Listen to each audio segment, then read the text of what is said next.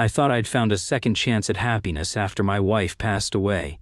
Amelia seemed perfect, charming, successful, and ready to be a part of my family. But her mask began to slip when she started trying to erase every memory of my late wife from our home. Her obsession with my finances led me down a dark path, where I discovered she wasn't just a controlling fiancée. She was the mastermind behind a massive financial crime. This wasn't just a breakup, it became a full-blown financial crime investigation. This is the story of betrayal, gaslighting, and the ultimate revenge that brought a narcissistic criminal to justice. This is the story of how I took back my life. If you enjoyed this video or found it helpful, go ahead and give it a like. It really helps me out. And if you haven't already, hit that subscribe button so you don't miss any future videos. Thanks a bunch! The air in our living room crackled with a tension so thick I felt like I was breathing in glass. My fiancée, Amelia, stood with her arms crossed, her perfectly manicured nails tapping a sharp rhythm against the silk of her blouse. Her eyes, usually warm and inviting, were fixed on the wall above the fireplace with a look of cold, clinical assessment. It was the same look she got when she was evaluating a property she was about to flip.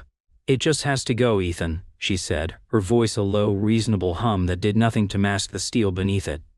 "It's beautiful, in a rustic sort of way, but it completely throws off the feng shui. It doesn't fit the clean, minimalist aesthetic we're building here." She wasn't talking about a piece of furniture or an old rug. She was talking about a painting. A sprawling, vibrant landscape of the Texas hill country at sunset, alive with strokes of fiery orange and deep violet. It was the last piece my late wife, Claire, ever finished. My kids, Maya and Leo, saw it as more than just a painting. They saw it as a piece of their mother's soul, permanently watching over our home. For me, it was a promise I had made to a woman on her deathbed, that I would keep her light alive for our children. "We're not selling it, Amelia," I said, my voice dangerously quiet. She turned to me, her expression softening into one of practiced patience, the kind a parent uses on a toddler throwing a tantrum. "Honey, I understand it as sentimental value. But we have to think about our future, not just the past. That painting could fetch a significant amount at a gallery. We could use that money to finally get that Italian marble countertop you've been hesitant about. It's an investment in us." And there it was. The casual, almost surgical way she could slice away a piece of my history and rebrand it as a practical decision for our future. This wasn't the first time. For the past 6 months, ever since she'd slipped my ring on her finger, my life, my home, had been undergoing a hostile takeover disguised as a renovation. To understand how I let it get this far, you have to understand how empty my world was before her. I'm an architect, living in a quiet, leafy suburb just outside of Austin, Texas. For 3 years after Claire passed from a sudden, brutal fight with cancer, my universe had shrunk to the 4 walls of this house and the 2 incredible kids within it. Maya, now 15, had inherited her mother's sharp wit and protective instincts. Leo, 13, was quieter, an observer with an artist's soul, much like Claire. It was just the 3 of us, a small, tightly knit unit bound by grief and a fierce, unspoken love. We weren't just surviving, we were a team. Then Amelia walked into my life at a charity gala. She was a high-end real estate agent, a whirlwind of charisma and ambition wrapped in a designer dress. She talked about closing 7-figure deals with the same passion I talked about structural integrity. She was electric. For the first time in years, I felt a spark of something that wasn't just paternal duty or lingering sorrow. She saw me not as a widower to be pitied, but as Ethan, a man with a future. In the beginning, she was perfect, almost too perfect. She was wonderful with Maya and Leo, bringing them thoughtful gifts, asking about their friends, and listening to their stories. She never once acted like she was trying to replace Claire. Instead, she spoke of her with reverence, saying she wanted to honor her memory. My kids were cautious, but they were warming to her. I saw glimpses of a blended family that could actually work. I saw a future where my house could be filled with laughter again, not just memories. So I proposed. On a bridge overlooking Lady Bird Lake, with the Austin skyline glittering behind us, I asked her to be my wife. Her yeses felt like the final piece of a puzzle I'd been trying to solve for years. I thought I was rebuilding my life. I had no idea I was handing over the demolition permits. The change started subtly. It began with comments about the clutter. Claire's old gardening books were charming but dusty. The kids' mismatched bedroom furniture could be replaced with cohesive designer sets. I went along with it at first, telling myself it was normal. She was moving in, making the space her own. It's a classic case of cognitive dissonance, isn't it? My gut was screaming that something was wrong, that she was systematically erasing every trace of my past, but my heart, so desperate for companionship, kept telling me I was being overly sensitive. I was ignoring the evidence to hold on to the illusion. "You're just anxious about moving forward, Ethan," she'd say, touching my cheek with a tenderness that felt like a trap.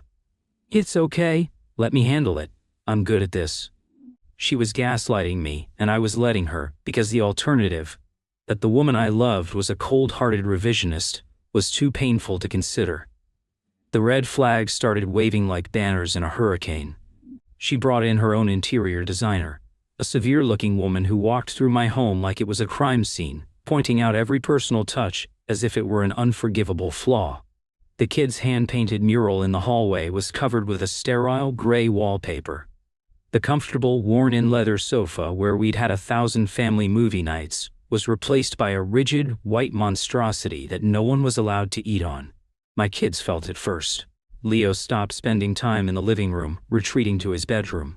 Maya started challenging Amelia with quiet, pointed questions. Why did we need a new couch? The old one was fine." Amelia would smile her dazzling, impenetrable smile.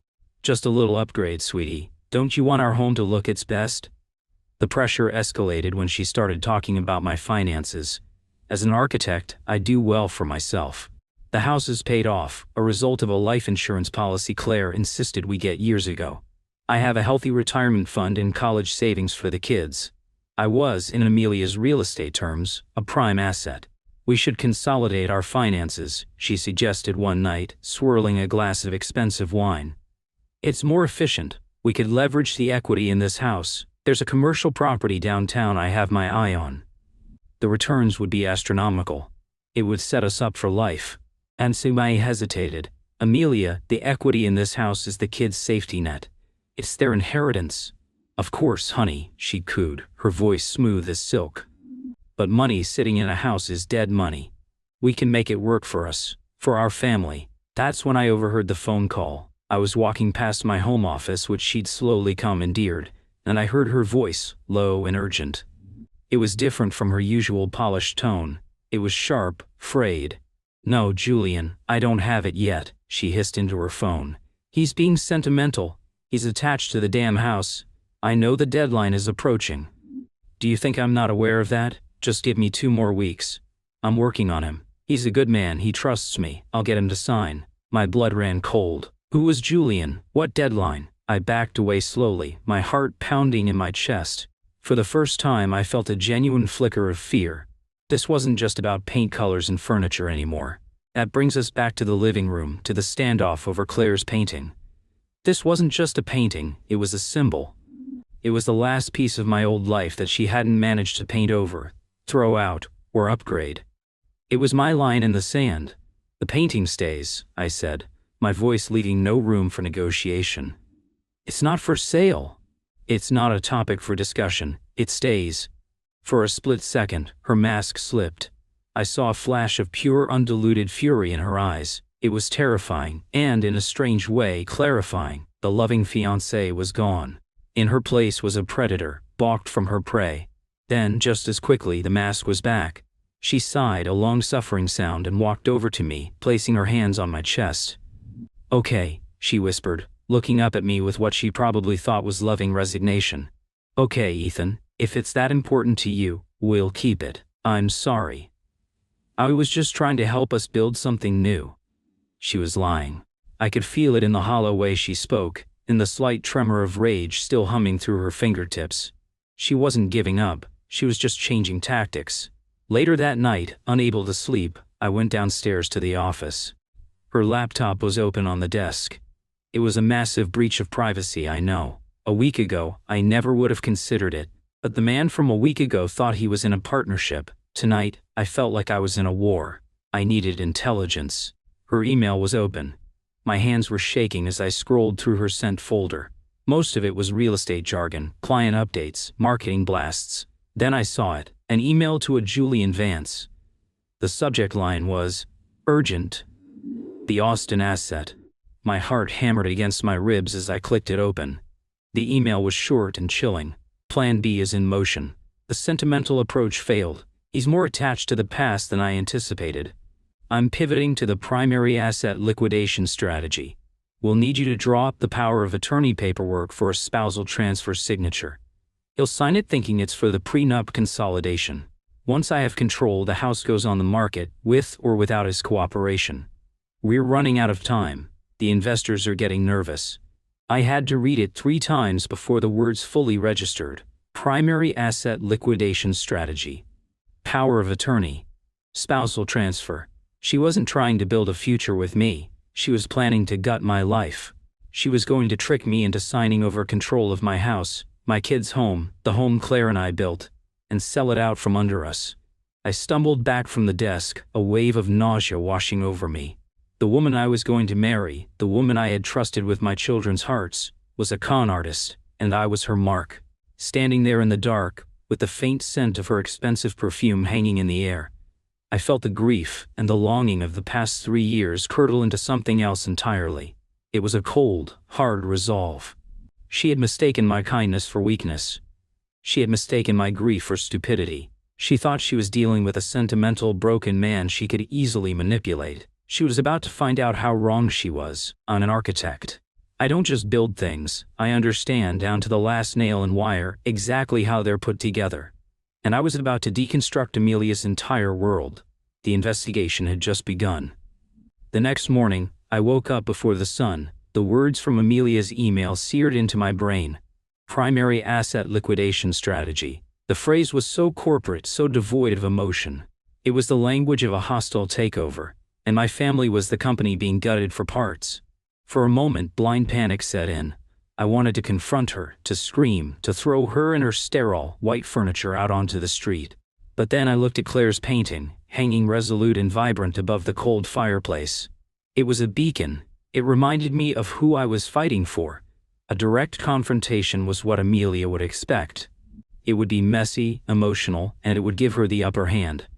She thrived on chaos she could control. No, this required a different approach. This required a blueprint. I'm a man of details. My entire career is built on understanding how systems work, how a foundation supports a structure, how electrical grids integrate, how every single component must work in harmony. Amelia's scheme was just another kind of structure, and I was determined to find its load-bearing walls and bring the whole thing crashing down. My victim-to-victor arc wasn't going to be about shouting. It was going to be about silent, meticulous demolition. I started that day by playing the part she'd cast for me, the compliant, slightly heartbroken man. When she came downstairs, I apologized for our fight. "You were right," I said, my voice carefully measured to sound sincere. "And I was being emotional. The painting, it's just hard to let go. But you're right, we need to think about the future." I saw the flicker of triumph in her eyes. It was a minuscule, predatory gleam that she quickly masked with a sympathetic smile. "Oh, Ethan, it's okay. We don't have to do anything right away. We'll take our time." She thought she'd won. She had no idea the game had just changed. My first step was to learn everything I could about Julian Vance. A quick search revealed he was a disgraced financial advisor, stripped of his license a few years back for unethical practices. Now, he ran a boutique investment consultancy firm out of a swanky downtown office. A firm with no online reviews and a vague, jargon-filled website. It screamed, "Shell Company." My second step was to protect my assets. I called my lawyer, an old friend of Claire's family, and explained the situation. Under his guidance, I put an immediate freeze on my credit and placed a security alert on the title of my house. No one could sell it, borrow against it, or transfer it without my direct in-person verification. The fortress was now secure.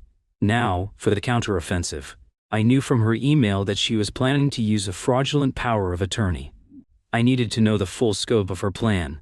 I needed more evidence. I installed a keylogger on the office computer. Ethically gray, I know, but I was long past caring about etiquette.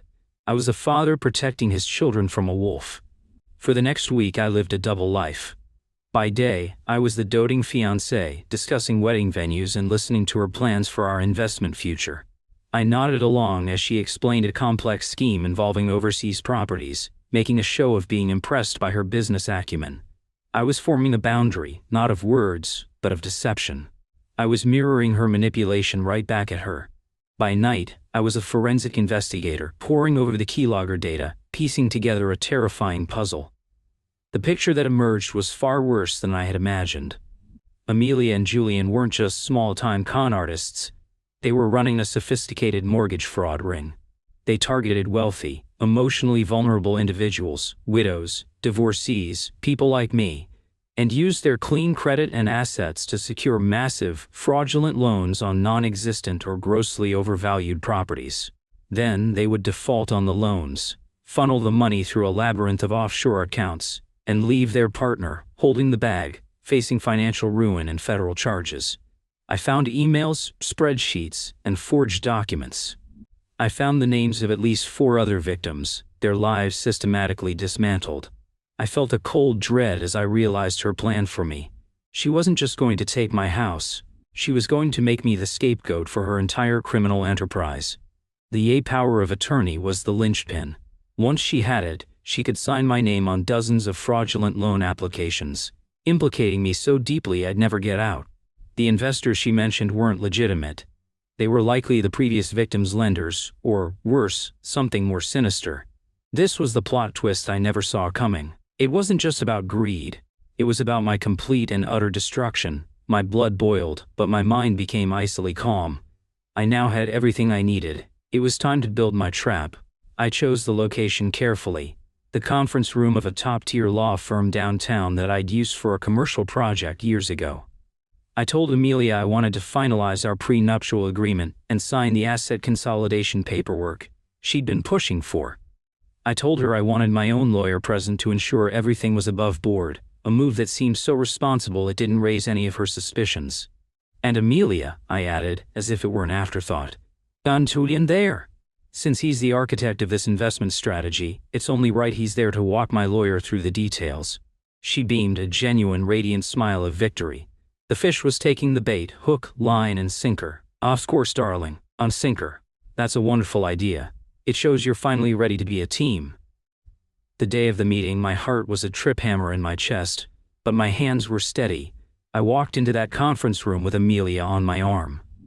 She looked stunning in a sharp, navy blue power suit, the picture of success. Julian was already there, a slick, smarmy man in a suit that was a size too small. They were practically vibrating with anticipation. They thought this was their coronation day. Also in the room were 2 other men. Amelia, Julian, I said, my voice calm and even. I'd like you to meet my legal counsel. I gestured to one of the men. This is Mr. Davies. Then I turned to the other man, a grim-faced individual with the unmistakable air of federal law enforcement. And this is Special Agent Marcus Thorne from the FBI's Financial Crimes Unit. He has a few questions about your investment strategies. The color drained from Amelia's face. The sudden stark terror in her eyes was more satisfying than 1,000 screaming matches. Julian looked like he was about to be physically ill. The mask didn't just slip, it shattered into a million pieces. Ethan, what is this? Amelia stammered, her voice a reedy whisper. I didn't answer her. I simply placed a thick binder on the polished mahogany table. Agent Thorne, in this binder you will find copies of emails, bank transfers, forged loan applications, and a detailed list of at least 4 other individuals I believe have been defrauded by Ms. Amelia Stone and Mr. Julian Vance. It's all organized chronologically. I believe you'll find the section on the proposed power of attorney particularly illuminating.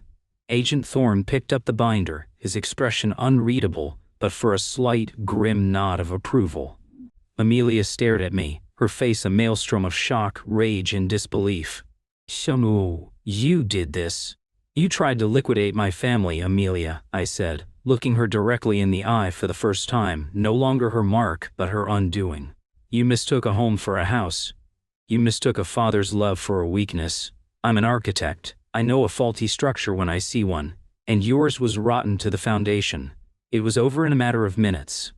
The controlled corporate atmosphere of the conference room became a scene of quiet, efficient justice. As Agent Thorne and his partner escorted a shell-shocked Amelia and a blubbering Julian from the room, she looked back at me one last time. There was no remorse in her eyes, only pure, venomous hatred. I walked out of that building and took the deepest, cleanest breath I'd taken in over a year. The world felt brighter, the colors more vivid. The revenge was complete, not because she was in handcuffs, but because I had protected my family using my own intellect and strength. I hadn't let her drag me down into the mud. I had simply turned on the lights and let the world see the cockroaches for what they were. The fallout was immense. The story became a minor local sensation, a tale of a high-flying real estate agent brought down by her architect fiancé. Her name was dragged through the mud, her professional empire dismantled overnight. Her victims, the ones I had identified, were contacted by the FBI, and a class-action lawsuit began to form. She lost everything: her career, her reputation, her freedom. I returned home that evening to find Maya and Leo in the living room, watching a movie on the old, comfortable sofa I had quietly rescued from storage and put back in its rightful place. They looked up as I walked in. "Is she gone?" Maya asked, her voice small. "Say yeah," I said, my throat tight with emotion. "She's gone for good." Leo got up and walked over to Claire's painting. He reached out and gently traced the outline of a painted wildflower with his finger. "I'm glad her painting is safe," he said softly. In that moment, I knew I had done more than just expose a criminal. I had honored my promise to Claire. I had protected her light. The house felt like ours again. It was no longer a property or an asset. It was a sanctuary, filled not with ghosts of the past, but with the living, breathing pulse of a family that had weathered the storm and come out stronger. It took time to heal, of course. But the quiet that settled over our home wasn't the silence of emptiness anymore. It was the silence of peace. We filled it with our own noise, with Leah's guitar practice, Maya's laughter, and the simple, comforting sound of a family just being together. I had thought I needed someone to help me rebuild my life, but I learned that I had all the tools I needed all along. I am a father, I am a protector, and I am an architect of my own future, and this time, I'm building it to last.